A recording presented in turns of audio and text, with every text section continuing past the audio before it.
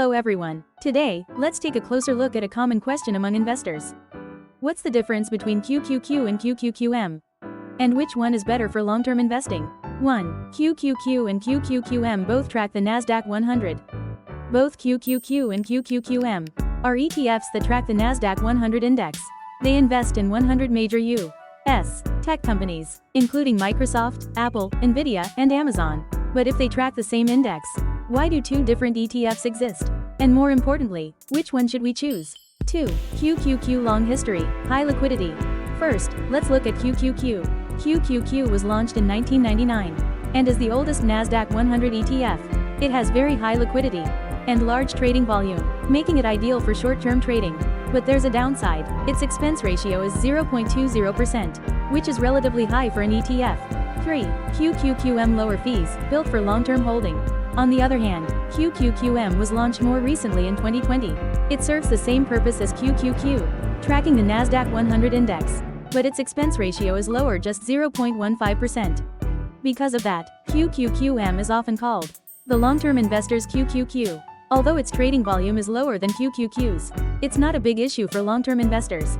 4. Performance and dividends compared. So what about returns? From 2020 to the present, both QQQ and QQQM have shown an average annual return of around 17%. There's almost no difference. However, because of its lower expense ratio, QQQM performs slightly better overall.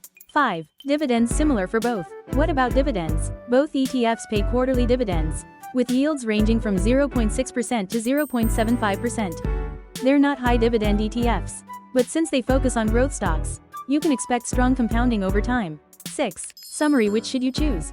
So to summarize, QQQ is better suited for short-term trading due to its higher liquidity and tighter bid-ask spread.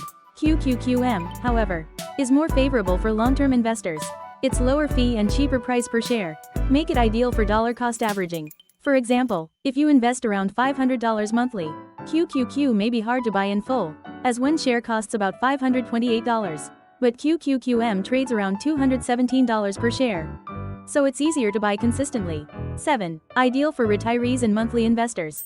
For retirees or those over 60, QQQM is often the better option. You can collect dividends while benefiting from the long-term growth of top U.S. tech companies. 8. Bonus tips combined with other ETFs. Both QQQ and QQQM are excellent ETFs.